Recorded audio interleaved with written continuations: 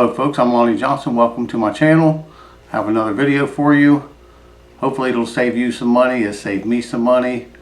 Don't throw away your old junk box because nowadays they cost anywhere from $50 to $200. I saved myself anywhere from $50 to $150 because I was getting ready to purchase one that costed $150. I bought one back several years ago. It cost me $59. So what I did, I bought a battery that cost me $30 and I replaced the battery in it. So stick around and I'll show you the jump box that I purchased and I'll show you how to change the battery in it. And it should be similar to other jump boxes as well. This is my jump box. It's a 300 amp. Started my tractors, my motorcycles, and my truck and car really well when the battery was weak. Right now, it'll turn on. You can see it wants to hold a charge. Lights come on, it'll charge a phone or anything, but it has no cranking amps. This was a nice little jump box. I couldn't bring myself to throw it away, so I took it apart to see what was inside of it.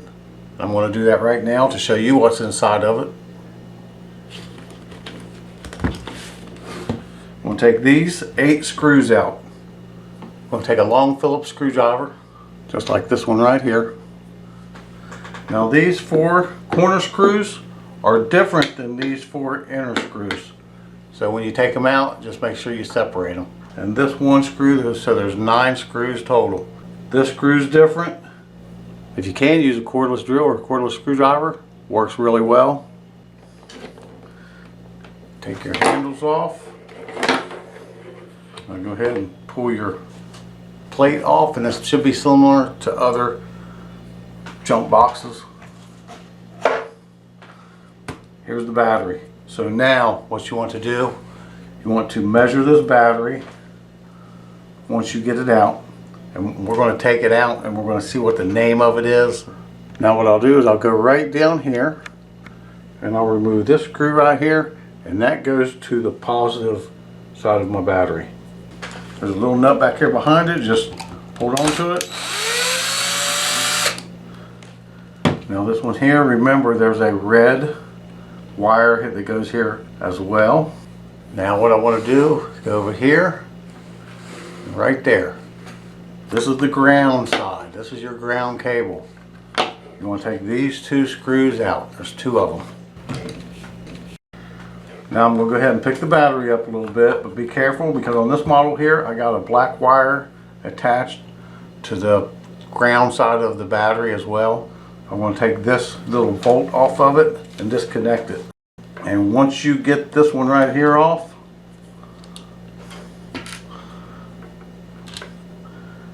your ground is disconnected, and here is the wire. Just put it aside. Now we can take the battery out, turn it over. Here's the information. You can either go by what's on this battery, or you can put probably a bigger battery in it. Just measure the battery width, height, and thickness when you go to buy another battery. Now I'll go ahead and I'll take this wire off of my positive here and I'll put it over here. The only thing I see that is different, these are turned differently than these, and these are a little thicker than these here, but I'll see what happens. Now I got that wire on there. This wire is pretty flexible, so you can pretty much bend it wherever you need it. Now I'm going to go ahead and pull this around. Take this here off, because what I got to do now is I got to put this back in here. First thing I got to do though, is I got to hook up the ground. Take this wire, I'm going to put it over here. I'm going to put it on just like this.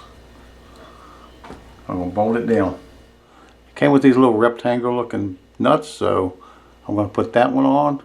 Now I'm not going to tighten this one down all the way yet because I might have to move it around before I tighten it up. Because now I'm going to set it down in here,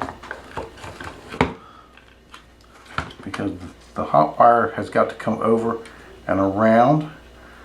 And I'm going to lay these 2 down in here. I'm going to put this one right over here. And it's almost too short, but I'm going to make it work. There we go. It just does fit. So So we'll go ahead and bolt that one down just like this.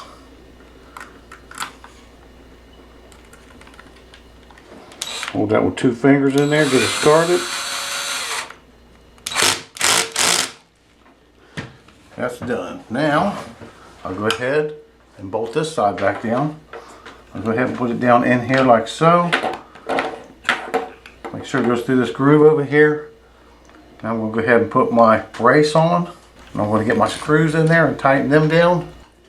Now that these are in and tightened down real good, I'm going to go ahead and tighten this one down. Okay, the battery's back in. Now what I want to do is go ahead and put the back on it.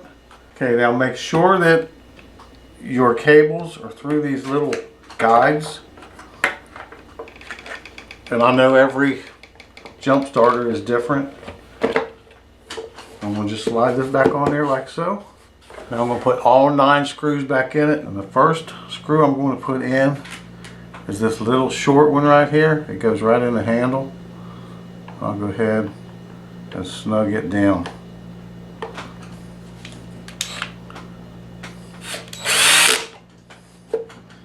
Okay, look around, make sure everything is going on right, because you don't want to have to take it back apart. Now the little screws go here, and when I mean little, I mean, you see how big the head on that one is compared to the head on this one? Well, these here will go in the corners. These here will go on the sides.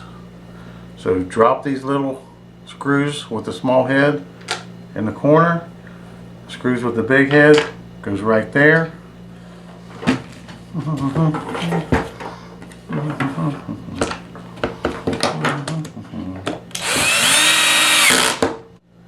So that's how you change the battery in a jump box. So if you can find a battery or a good battery, go ahead and swap it out. But if a battery is going to cost you almost as much as a new jump box, you might as well get the new jump box. Like, comment, subscribe, share with friends. Thanks for watching.